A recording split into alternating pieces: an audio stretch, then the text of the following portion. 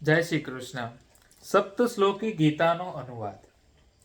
ભગવાન શ્રી કૃષ્ણ કહે છે કે હે અર્જુન, જે મનુષ્ય દેહ છોડતી વખતે ઓમ આ એકાક્ષર બ્રહ્મનું ધ્યાન કરતો મારું સ્મરણ કરે છે તે નિશ્ચિત પરમ પદને પામે છે. અર્જુને કહ્યું કે હે ઋષિકેશ, આપનું નામ સ્મરણ કરી આ જગત હર્ષિત થઈ રહ્યું છે, આપને સર્વસ્વ માની રહ્યું છે. રાક્ષસો ભયભીત થઈ અને દશેય દિશાઓમાં નાસભાગ કરી રહ્યા છે અને સિદ્ધ સમુદાય આપને નમસ્કાર કરે છે તે યોગ્ય જ છે. ભગવાન શ્રી કૃષ્ણે કહ્યું કે હે અર્જુન, હે પરબ્રહ્મના હાથ અને પગ સર્વત્ર છે, આંખ, માથું અને કાન સર્વત્ર છે, તે સર્વત્ર વ્યાપેલ છે. અર્જુન કહે, સર્વત્ર અનાદિ જગતના નિયંતા, સૂક્ષ્મથી પણ સૂક્ષ્મ જગતના પાલક, અચિત્ય રૂપ સૂર્ય સમાન કાંતિવાળા અને અહંકારથી દૂર જે પુરુષ છે તેનું સ્મરણ કરે છે.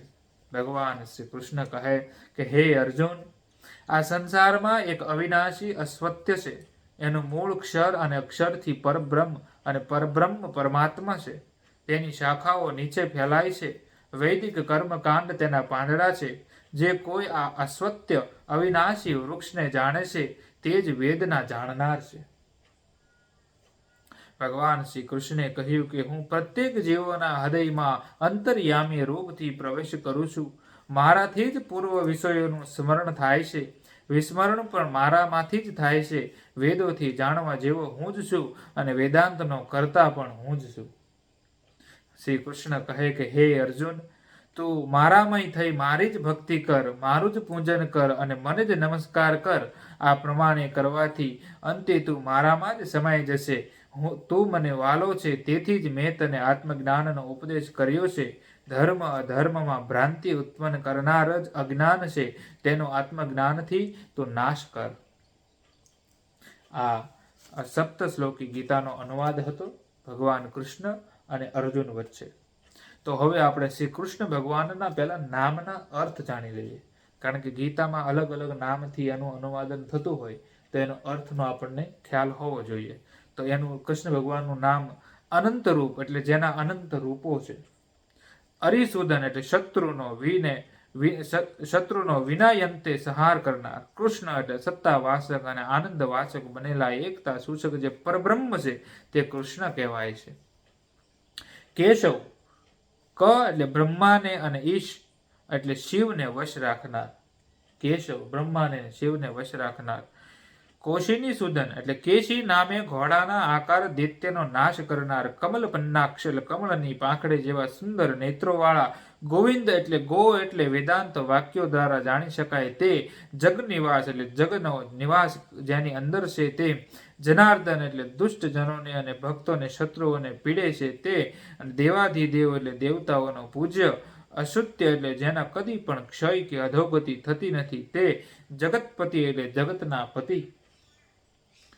દેવવર એટલે દેવતાઓમાં શ્રેષ્ઠ. પુરુષોત્તમ એટલે ક્ષર અને અક્ષર એ બંને પુરુષોથી જે ઉત્તમ છે તે શરીર રૂપી પુરોમાં રહેનાર પુરુષો એટલે જીવોથી અતિ ઉત્તમ પર અને વિલક્ષણ છે. ભગવાન એટલે ઐશ્વર્ય, ધર્મ, અશ, લક્ષ્મી, વૈરાગ્ય અને મોક્ષ એ જ પદાર્થોને આપનાર અથવા સર્વભૂતોને ઉત્પત્તિ, પ્રલય, જન્મ, મરણ તેમજ વિદ્યા અને અવિદ્યાને જાણનાર. ભૂત ભાવન એટલે સર્વભૂતોને ઉત્પન્ન કરનાર. ભૂતેશ એટલે ભૂતોના ઈશ્વર સ્વામી. મધુસૂદન એટલે મધુ નામના દૈત્યનો સંહાર કરનાર. મહાબાહુ એટલે નિગ્રહ અને અનુગ્રહ કરવામાં જેવો નિપુણ છે. માધવ એટલે માયાના લક્ષ્મીપતિ. યાદવ એટલે યદુકુળમાં જન્મેલા. યોગ વિત્તમ એટલે યોગને જાણનારાઓમાં શ્રેષ્ઠ. વાસુદેવ એટલે વસુદેવના પુત્ર. વાર્ણિષ્ય એટલે વૃષ્ણિ ગોત્રમાં ઉત્પન્ન થયેલા. અને વિષ્ણુ એટલે સર્વવ્યાપક. અને હષિકેશ એટલે ઇન્દ્રિયોના ઈશ સ્વામી. અને હરિ એટલે સંસાર રૂપી દુઃખને હરનાર. આવી જ રીતે અર્જુનના નામ પણ ઘણા બધા છે. તો અર્જુનના નામના અર્થ પણ જાણવા જરૂરી છે. તો અર્જુનનું એક નામ એટલે અનધ, પાપ રહિત નિષ્પાસ. અનધ એટલે પાપ રહિત નિષ્પાસ. કપિધ્વજ એટલે જેના ધ્વજ ઉપર કપિ અને હનુમાનજી છે. અર્જુનના રથમાં જે ધજા હતી એમાં હનુમાનજી બિરાજતા હતા. કુરુશ્રેષ્ઠ એટલે કુરુકુળમાં ઉત્પન્ન થયેલાઓમાં શ્રેષ્ઠ. કુરુનંદન એટલે કુરુ વંશના રાજાનો પુત્ર. કુરુપ્રવીર એટલે કુરુકુળમાં જન્મેલાઓમાં વિશેષ તેજસ્વી. કૌંતેય એટલે કુંતીનો પુત્ર. આ આપણે ઘણી વાર સાંભળતા હોય.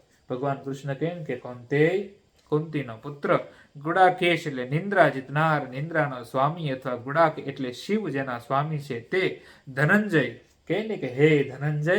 ધનંજય એટલે દિગ્વિજયમાં સર્વ રાજાઓનું જીતનાર. ધનુર્ધર એટલે ધનુષ્યને ધારણ કરનાર. પરમ તપ એટલે પરમ તપસ્વી અને શત્રુઓને બહુ તપાવનાર. પાર્થ હે પાર્થ. પાર્થ એટલે પૃથાનો એટલે કે કુંતીનો પુત્ર. કુંતીનું નામ એક પૃથા પણ હતું. પૃથા અને કુંતી સેમ. પુરુષ વ્યાઘ્ર એટલે પુરુષમાં વ્યાઘ્ર જેવો. પુરુષર્ભ એટલે પુરુષમાં ઋષભ એટલે શ્રેષ્ઠ. પાંડવ એટલે પાંડુનો પુત્ર. ભરત શ્રેષ્ઠ એટલે ભરતના વંશજોમાં શ્રેષ્ઠ છે.